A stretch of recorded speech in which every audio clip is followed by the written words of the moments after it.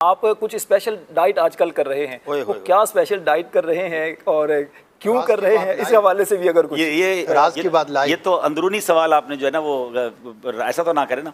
मैं डायबिटिक का पेशेंट हूँ, 10-12 साल शुगर का जो मरीज होता है ना, मुझे जानते हैं, जितना मेरा ट्रैवल है, जितना मेरा शेड्यूल है, शुगर के मरीज के लिए ये सब चीज़ें कैरी करना इतना आसान नहीं है।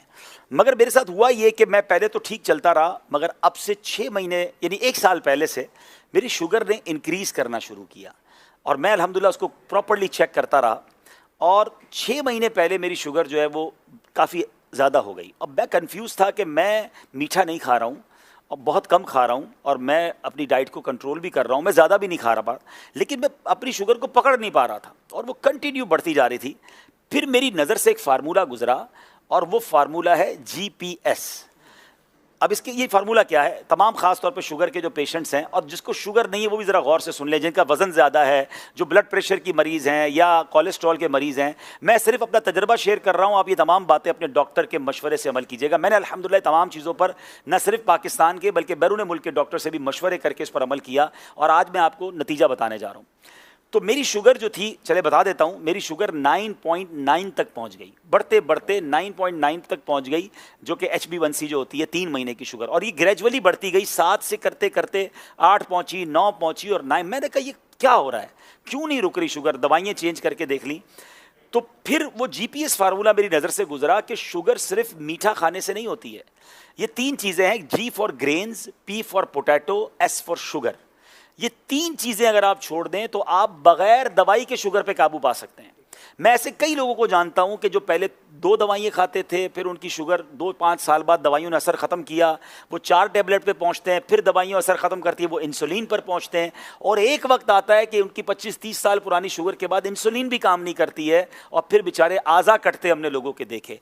तो अब इस फार्मूले का जो मुझे बताया गया कि इस फार्मूले पर अमल करने से आप शुगर को रिवर्स कर लेंगे और आप दवाइयाँ भी छूट जाएंगी, पहले तो मुझे यकीन नहीं आया, मगर अब मैंने खुद अमल करना शुरू किया। अब उसका थोड़ा सा अमल मुश्किल ये है कि उसमें ग्रेन्स यानी आपको उसमें रोटी छोड़नी पड़ेगी, उसमें आपको चावल छोड़ना पड़ेगा, अनाज जो है ना वो छोड़ना पड़ेगा, क्योंकि ये डायरेक्टली कार्बोहाइड्रेट्स हैं।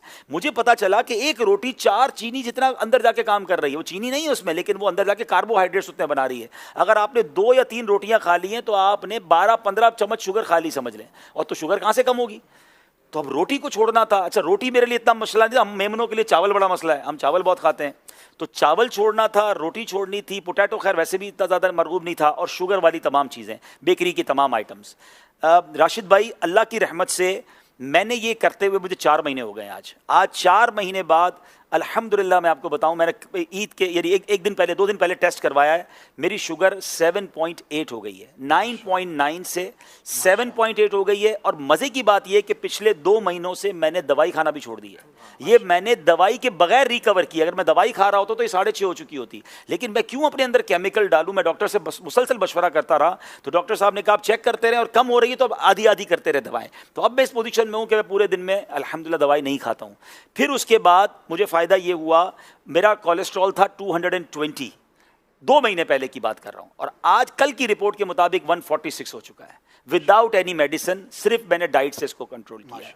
कुछ फैटी लिवर के भी प्रॉब्लम्स थे, वो कम हो गए अल्हम्दुलिल्लाह, और भी बहुत सारी चीज़ें। मेरा तकरीबन 7 किलो वज़न कम हो गया।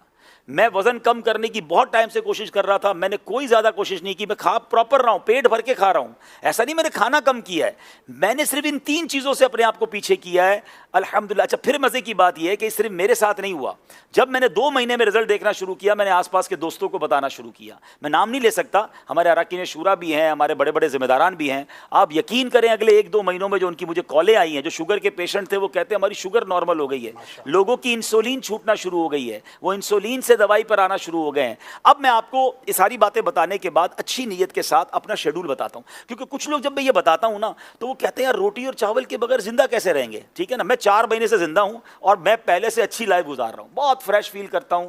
अब उसका तरीका क्या है मैं आपको समझाता हूं। पहले तो जब तक आप इसको साइड पे करेंगे ना तो फिर आपको चीज़ें बहुत सारी नज़र आना शुरू हो जाएंगी। पहले तो हमें नज़र ही एक ही चीज़ आती है ना कि भाई 3 रोटियां खानी है रोज़ की या 2 प्लेट चावल खाने हैं। तो जनाब आप अल्हम्दुलिल्लाह सलाद फ्रूट, और फिर आप गोश्त डायरेक्ट थोड़ा सा ले लें, आप बॉयल अंडे खा लें। अगर आपको फ्राइड एग भी खाने तो कम तेल में तल के चम्मच से खा लें अंडे। मैं 1-2 दिन पहले एक जगह गया, दोस्त के घर दावत थी, बड़ा बेहतरीन कह रहा है ईद आ रही है अब्दुल हबीब भाई, गोश्त नहीं बनाया, दाल चावल बनाया।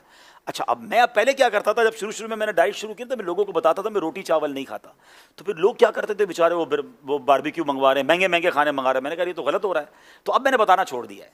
अब मैं नखरे नहीं करता, मैं कहता हूँ मैं आपके घर आ जाऊंगा, जो भी दावत है। तो दाल चावल बनाया तो बड़ा कमाल का, हमारे यहाँ मशहूर है दाल चावल ना, तो सारे दोस्त खा रहे थे। तो मैंने कहा आप क्या खाएंगे, मैंने बिल्कुल खाऊंगा। मैंने लिया, मैंने दाल की प्लेट भरी, उसमें लौकी शरीफ निकाली और मैं चम्मच से दाल खाने लगा। मैंने लौकी खाई, हर दस्तरखान पे थोड़ा बहुत तो सलाद होता है, मैंने सलाद खाया। देखिए एक फार्मूला अगर आपको समझ आ जाए ना, कि आपके वजन का 1% आपका पेट होता है। किसी का 80 किलो वजन है, उसका 800 ग्राम में पेट भरेगा। अब मेरे पेट के अंदर अगर 700 ग्राम की जगह है, तो मैंने ये सोच लेना है कि मैंने 700 ग्राम भरना किससे है। याद रखिए, मैं इसको इस तरीके से आपको समझाता हूं, आपके साथ सबके साथ हुआ होगा कि कभी आपको बड़ी शदीद भूख लगी होगी। बचपन में तो ज़्यादा हुआ था, हम गरम गरम रोटी लेने जाते थे और आते आते ही एक रोटी पूरी खा जाते थे। मम्मी ने मंगवाई होती थी रोटी, तो भूख इतनी लगी होती थी वही रोटी खा जाती, क्योंकि भूख लगी होती थी, ना सालन था ना कुछ था, क्योंकि भूख लगी थी। और ऐसा भी हुआ होगा कि आपने कभी दोस्तों के साथ दाल चावल खाया होगा या दाल रोटी खाई होगी, पेट भर गया। अब दुनिया की बेहतरीन चीज आपके सामने आ जाए तो आप क्या कहते हैं, यार अब तो पेट भर गया। इट मीन्स पेट ही भरना है, लज्जत तो जबान तक है। तो अगर आप इस 700 ग्राम की इस प्रॉपर थैली को अच्छी चीज़ों से भर लेते हैं तो आपको फिर खत्म हो जाएगा चैप्टर, आपका पेट भर जाएगा। तो पहले कोशिश ये करें कि फ्रूट या सलाद सामने आ जाए, 300-400 ग्राम वो खा लें, ठीक है।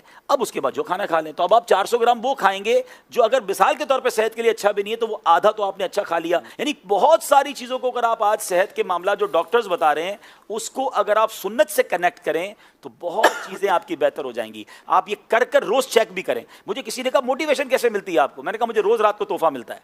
कहते कैसे, मैंने कहा मैं रोज़ पूरा दिन गुजार के सोने से पहले खाने के 2 घंटे बाद शुगर चेक करता हूँ और मुझे पता चलता है कि मेरी पूरे दिन की डाइट में बगैर दवाई पिए मेरी शुगर नॉर्मल है। मैं अगले दिन के लिए फिर तैयार हो जाता हूँ कि मैंने इंशाल्लाह ये चीज़ें नहीं खानी है, और अल्हम्दुलिल्लाह मैं इसका नतीजा देख रहा हूँ। तो अच्छी नीयतों के साथ खैरुन्नासी मन यनफ़उन्नास, लोगों में अच्छा वो है जो दूसरों के लिए भी अच्छा बने। तो मैं जो अपने लिए अच्छा समझ रहा हूँ आपको बताया है।